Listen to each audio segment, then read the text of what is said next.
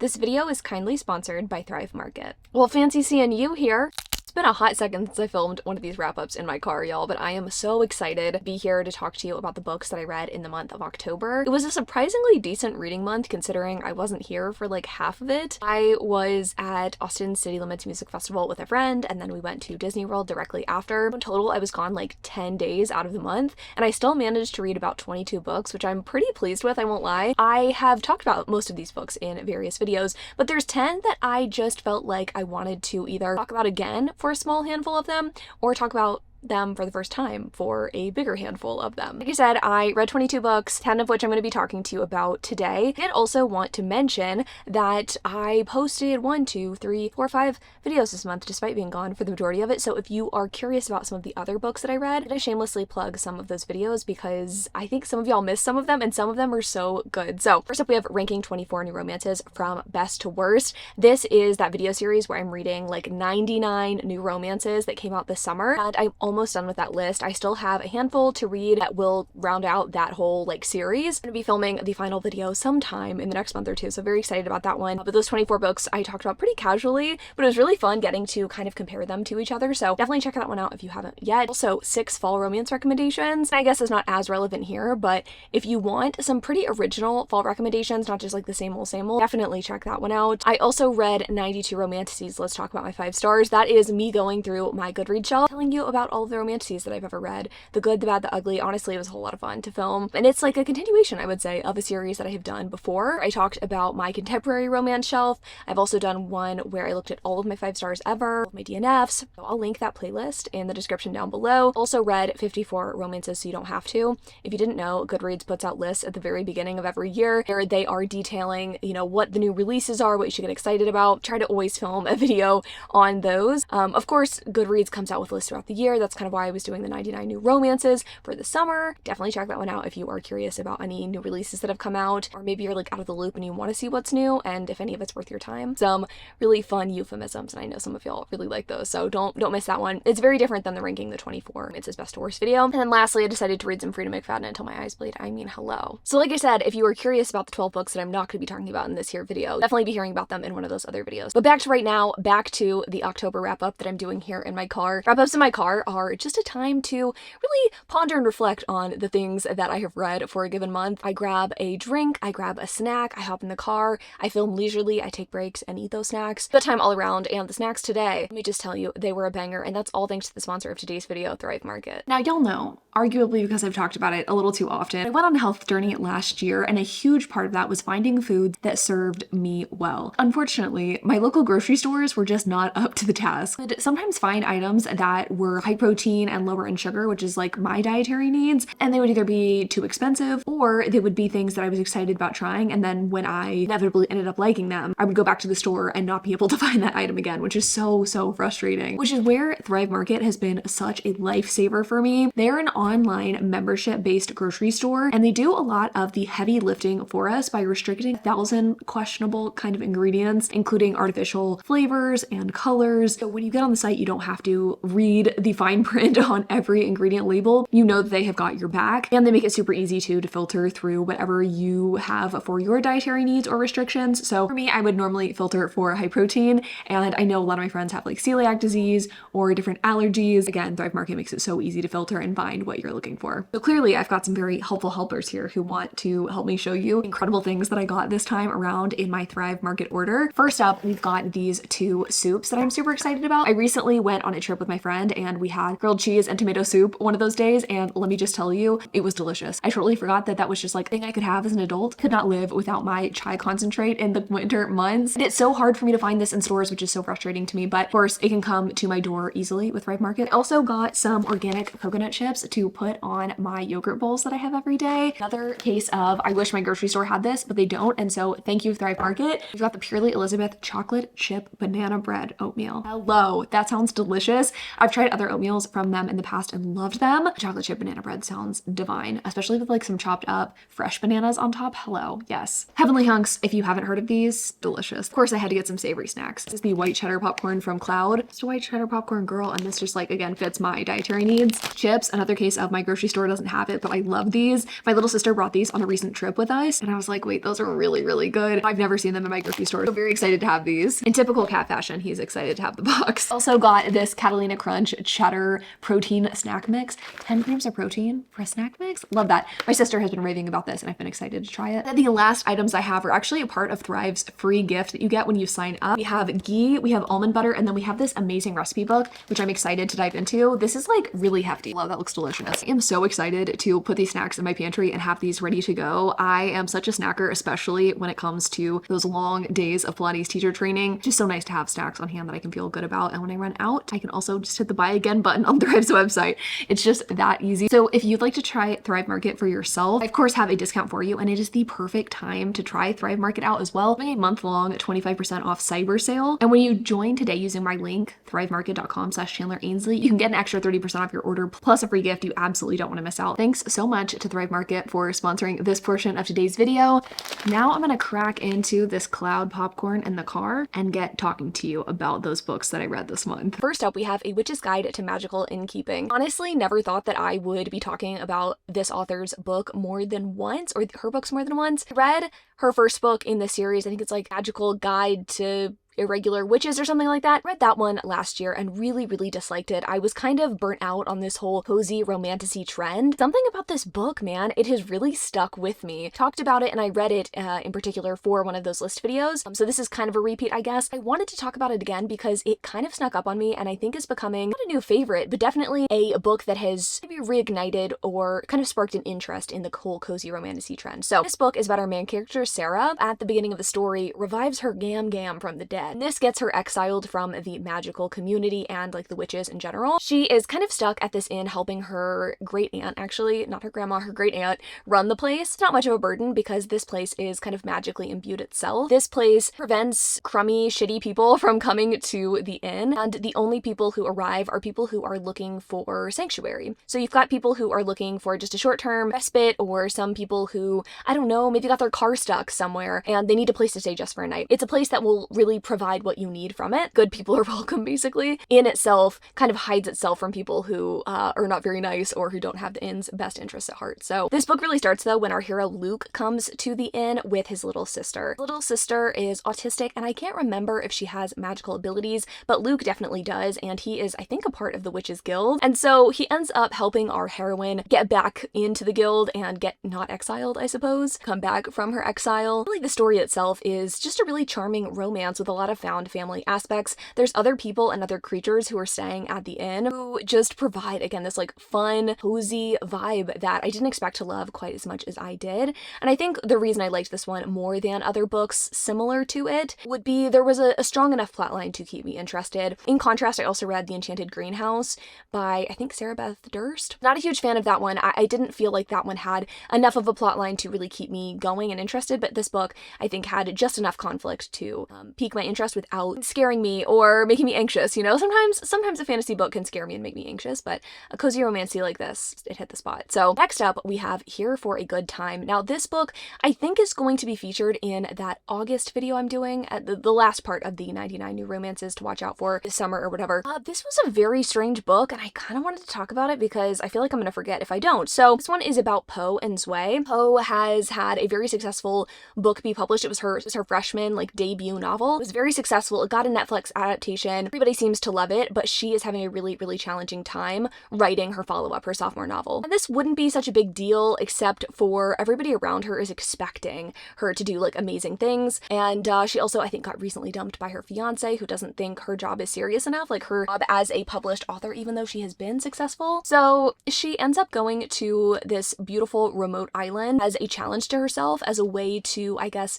write this book maybe in the next 2 weeks. She ends up bringing her best friend Zwei with her. And it's kind of a friends to lovers sort of story with like a murder plotline afoot as well. Murder and or intrigue. Island ends up getting taken over by criminals, kind of. People who end up taking her heroine and her best friend hostage. It's just such a weird story, and I don't think I can fully capture that beyond telling you, what the vibe of the story is. It just, I feel like it couldn't decide whether it wanted to be like a sweet friends to lover story or if it wanted to be this like a heist novel, but this like crime novel. I don't really think that I like mystery baked in with my romance. I don't feel like either plotline can be well developed if you do both at the same time. There's certainly exceptions to this, but I feel like generally speaking, that tends to be my main problem with books like this.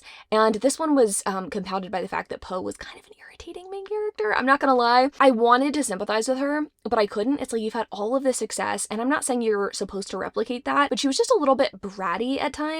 And I mean, I guess it was nice that Zwei kind of calls her out on it, but it was still like, because she was kind of frustrating to read about. So this one I'm really not sure how I would rate. I would really love to know if anyone in the comments down below has read this book, has any thoughts and opinions on it. Not that that would necessarily sway me in one direction or another, but there is a perspective that I haven't considered with this one. I didn't hate it, but it was just kind of, it was such a weird book. Okay, moving on to a book that have I talked about this before? I feel like I do have. Did I vlog it?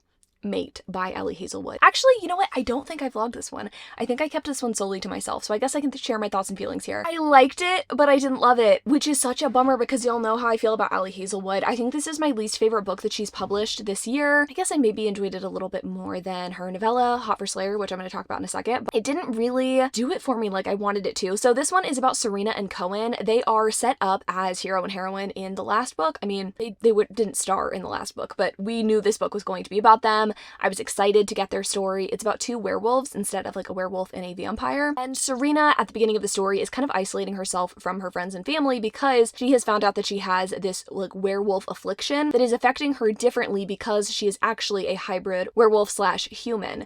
And this affliction could cause her to lash out at her friends and family, potentially injure them, cause memory loss, things like that. Does not want to inflict this on them, and so she decides to isolate herself. But as events happens, people are threatening the lives of both Serena and some of her friends. And so Cohen ends up stepping in to help protect Serena, maybe try to end this plot against her. There is a cult that comes up in this story that becomes, a pretty integral part of the story. We've got side characters that of course are, sweet and charming.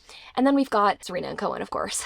And liked certain elements of this story. There's definitely, of course, a fated mates component. We know from the beginning that Cohen is the fated mate of Serena. She rejects him, but that is his mate. And we also find, it's like, I don't want to spoil this book, so I don't really want to tell you all of the details of like what makes it good versus bad. For certain plot elements and certain tropes that I really, really enjoyed in this story, liked that what was happening to Serena was misdiagnosed. I found that element fun. If you've read the book, you know what I'm talking about. And I liked her new diagnosis. I thought that was like campy and fun as well. There was just something missing there for me. It felt like these two were avoiding each other for so much of the story for reasons that are important to the story. And these two end up having sex. And while the sex was hot and fun, of course, as most Ellie Hazelwood books are, I don't feel like there was enough romance and character development and relationship development leading up to it for the sex to be as momentous as I wanted it to be. And I don't think that's a complaint that I've had before in an Ellie Hazelwood book. No, I'm not alone in this either. One of my friends actually had very, very similar complaints. So I'm definitely not alone in this, but I am curious what y'all thought of this one. Did you like this one as much as Bride? Did you like it less? I think with Bride, there was a reason to give these two relationship development because they are different species. They don't like each other. They have to get to know each other. There's this one, it's like, oh, we're fated mates and we're attraction for each other, but then we end up falling in bed together and okay, we're together. There weren't enough talking moments. There weren't enough scenes like that. And I also felt like the humor at times didn't totally land for me. It sounds like I hated this book. I really didn't. I mean, it's Allie. I had a good time, but I'm just so unsure how to feel about this one. And so it ultimately is a weird one to end up talking about. So feelings, I gave it 4 stars. I stand by that 4-star rating, but let me know what you thought of it. I'm very curious. Now let's move on to Hot for Slayer, which is Allie's novella that is available through Kindle Unlimited. I think it was a like Halloween little mini series by a few different popular romance authors published for the month of Halloween or the month of October, I guess. This one is about a vampire and a vampire slayer, of course, Hot for Slayer. We have Ethel and we have Laszlo, and at the beginning of the story we find out that Ethel is an old ass vampire. I feel like anytime I pick up a romance with a vampire main character, they're either like freshly turned or maybe like 100, 200 years old. I think Ethel is like 600 plus years old, which I found pretty interesting, but has been chased by slay Laszlo for multiple hundreds of years. He is human, but he is, of course, immortal because he's a slayer, and his purpose, I guess, is to slay Ethel and her line of vampires. But over the centuries, he ends up kind of being intrigued by her. And then I think the kind of start of their romance, I guess, is when our slayer gets knocked unconscious through a series of events, forgets his identity, and Ethel feels obligated, I guess, to make sure that he doesn't die, you know, basically taking care of him, nursing him back to health. And then through a series of events, of course, a romance sort of occurs. I don't want to spoil how we get there, how we get from, you know, not knowing who the other person is to romance, but it's really fun. Like, for a story this short, I think it did a decent job with the elements. I will say, again, because it's not a full-length story, sex didn't have much of an impact on me because I didn't really care as much as I maybe should, but I do think this had that signature Hazelwood, it's always been you thing that I just love every fucking time. So I think that if you are looking for a little quickie and you like Ali Hazelwood, I think you'd really enjoy this. I am now curious about some of the other books in this little series. Let me know, again, in the comments if you've read any of these. I'm super, super curious if there's any other ones I should check out. I feel like I haven't seen enough reviews of the other ones to, like, you know, really consider. But I think Christina Lauren did one, so maybe I'll pick that one up. I don't know. Regardless, I think I rated this 4 stars. I liked it. For a novella, it was very good, but, like, not my favorite Ali novella. She's written some good ones, I will say. Next up, we have King of Envy by Anna Huang. I wanted to talk about this one again just because I can't stop thinking about it. It's one of the books in her, like, 7 Deadly Sins billionaire romance series. Just really, really liked Vuk. He is one of my, like, favorite heroes I think I've read this year. Just something about a man who is down bad for the heroine that gets me every time. And I don't think that it's easy to execute that in a way that doesn't come off as creepy. I really think oftentimes people want to do that. They want to do that trope, and they have a hard time sticking the landing, but this one worked really perfectly. You've got Ayana, you've got Vuk.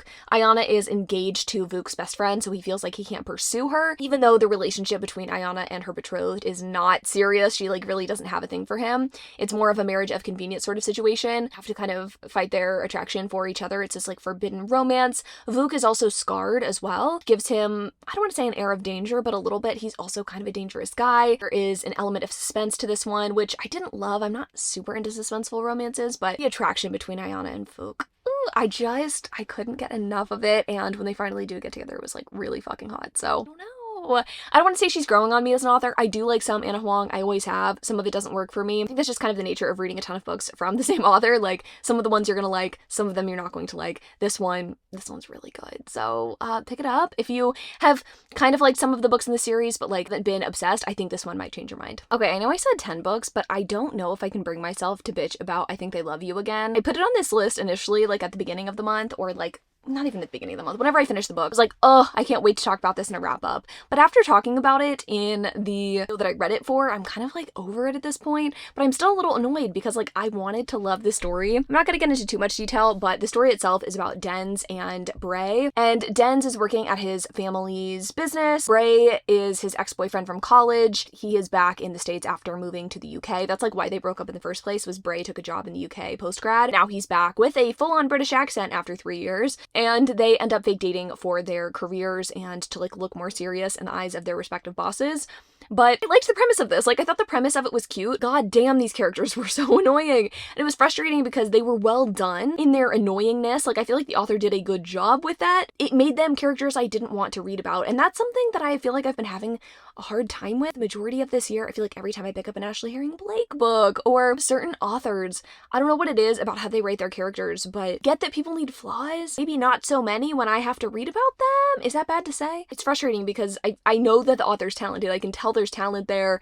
I respect the way that they, you know, develop relationships and the way that they plot. Like, great job. I can't get behind the characters. I have a hard time getting behind the story, so this one was not it for me. Talk about Love Arranged by Miss Lauren Asher. This is the last book. This series, I believe, talk about a convoluted plot. This one didn't have irritating characters. I actually didn't hate either Lorenzo or Lily in this book, but good God, I don't think this book needed the backstory that it had. So basically, Lorenzo is running for mayor of this small town. He thinks he can do a better job than the other people who are running, especially this one guy whose family owns a lot of the town. Family has this idea to basically, like, bulldoze a ton of the, you know, town square area, this, like, historic part of downtown, turn it into more of a tourist destination, tourist trap. And our hero doesn't want this to happen. Our heroine also doesn't want this to happen.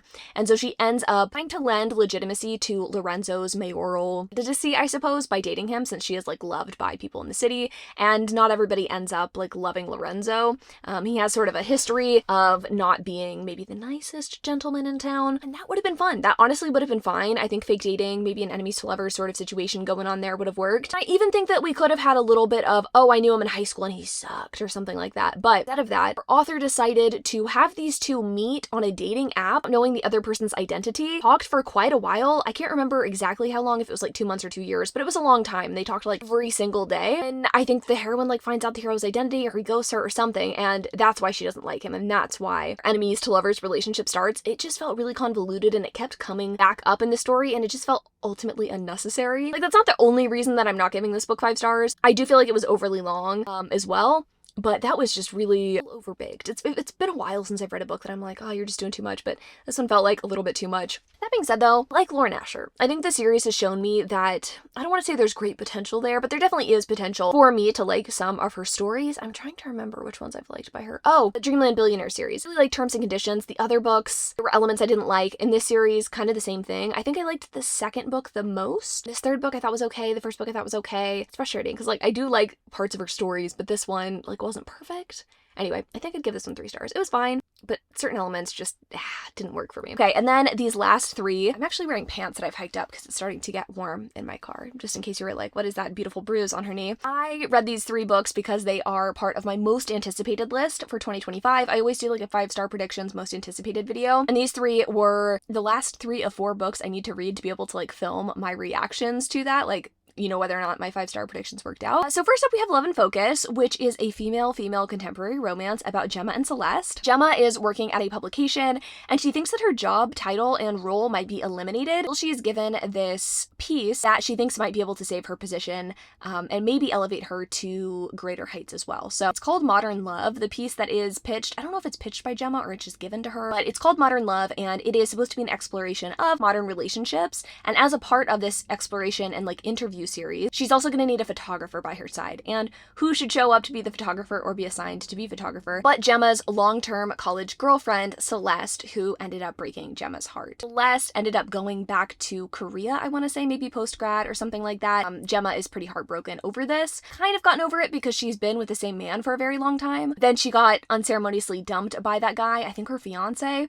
very, very recently. So now she's like couch surfing and trying to make her job work, and she's just not having the best time at the start of the story. Now, let's get a little better, maybe a little worse when Celeste comes into Gemma's life again, having to fight her attraction for this person who she can't really trust, but whose work is really, really good ultimately. Like, she trusts her professionally, but maybe not necessarily personally, and it makes for an interesting opening to the story. I think this book definitely grew on me. The first 50%, I was like, I don't care so much about the second chance. I feel like it's not really being shown to me, it's more told to me. As the story continued, I really liked to see, or I really enjoyed seeing Gemma and Celeste's insecurities, which sounds weird, but like when an author is able to really show me people's vulnerabilities and why maybe they do the things that they do. And in this story, I felt like that was very, very well done. Really empathized with Celeste and kind of her hesitance to stay in a long-term relationship. I understood, again, Gemma's hesitance to want to be in a relationship with Celeste at all. Just thought it was very, very well done, and I really liked the modern love of the story. I didn't expect to like that. It was really cool seeing how these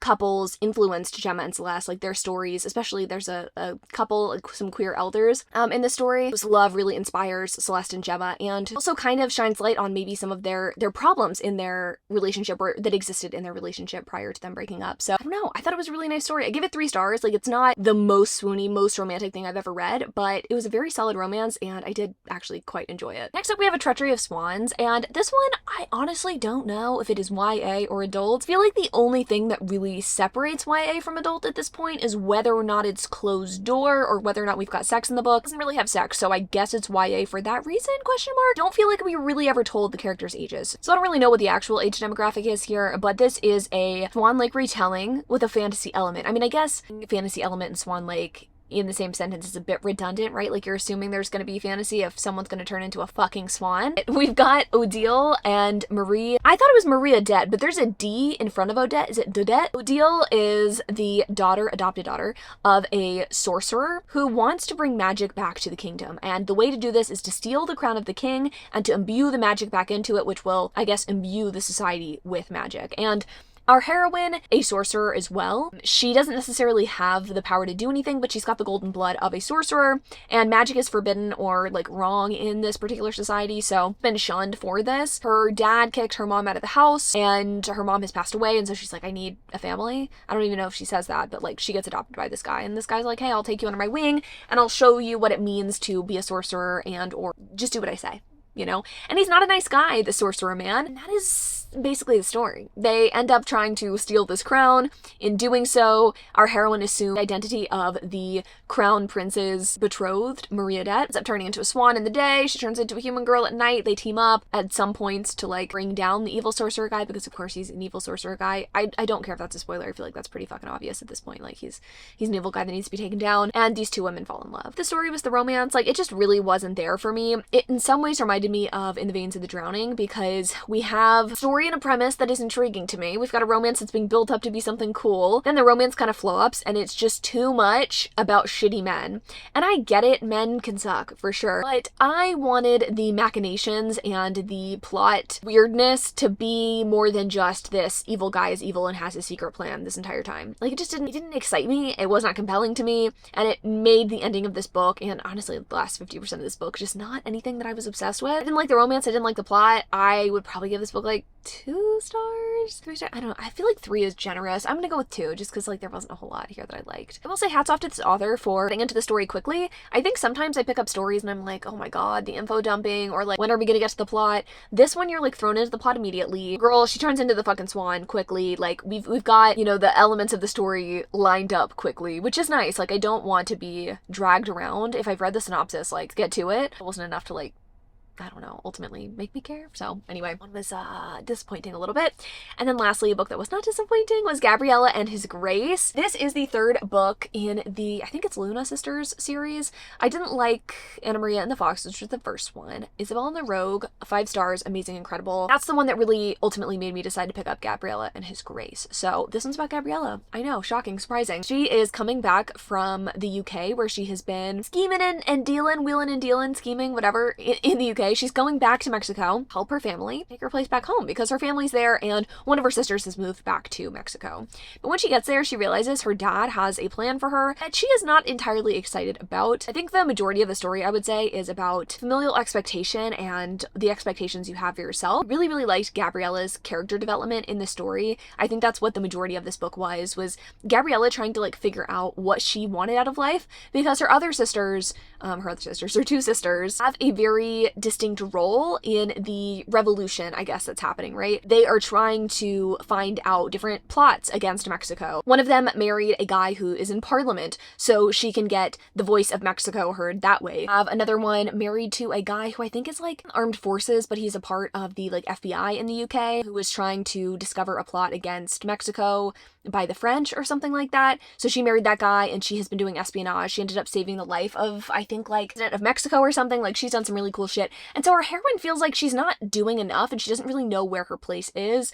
She's always been told she is like the most beautiful of the sisters, the most like eventually attractive to white people, which is nuts to say. But yeah, like Gabriella's father sees her that way as well and is like, no, you're gonna marry a Mexican man and you're gonna just like be a good wife and that's how you're going to like help Mexico. Gabriella's like, I just don't think that's what I want. Like, I want to be able to have a choice in who I marry.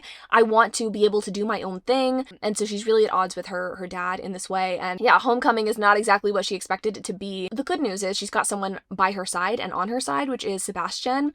He's a duke from England who's I don't want to say estate fell into disgrace. His dad basically squandered all the money and was kind of a piece of shit. He whored around. He had a bunch of illegitimate children who our hero is now taking care of, and he is coming to Mexico to ensure that some investments that he's made are actually good investments, so that again he doesn't squander the family money and he is actually like bolstering the money at his estate or of his estate. I'm not really sure. And he also has promised his friend, which I believe is one of the heroes of the last books, that he is going to help Gabriella like cross the sea. So they are stuck in close quarters together, going across the ocean to Mexico together. Gabriella is not really into him at the beginning. beginning because she thinks he's a rake and he has a bad reputation, but she finds herself charmed by him pretty quickly. Not insta-love or anything when I say quickly. It's just that these two have to like fight their sexual attraction for each other for quite a while in the book, and it just makes it so delicious. I think what really makes this author's work stand out to me too is the way that she writes her heroes. I just find them so charming in that kind of like old-fashioned way. Like, this man is gone for our heroine.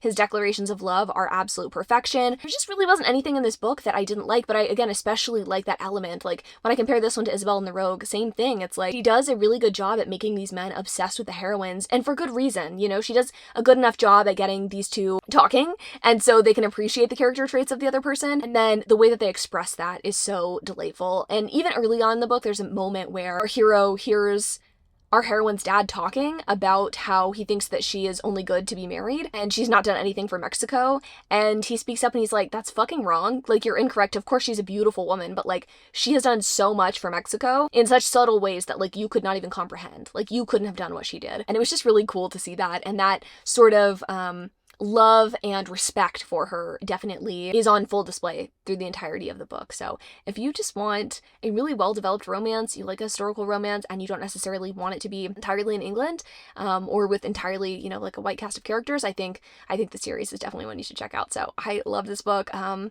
if I'd give it 5 stars. I think I'd give this one 4. I really liked it. I think the other one is a little bit more my favorite in the series, but genuinely, like, the Luna sisters, you definitely need to check them out. So those are the 10 books that I read this month. Again, I read 22. Go check out the other videos as well. But I had a really great time talking to you about all of them. I just being casual and chatty in my car with all of you. But now it is time for me to go, my friends. I need to go eat more of my snacks. I love y'all so much. Thanks so much for watching, and I'll see you in the next one.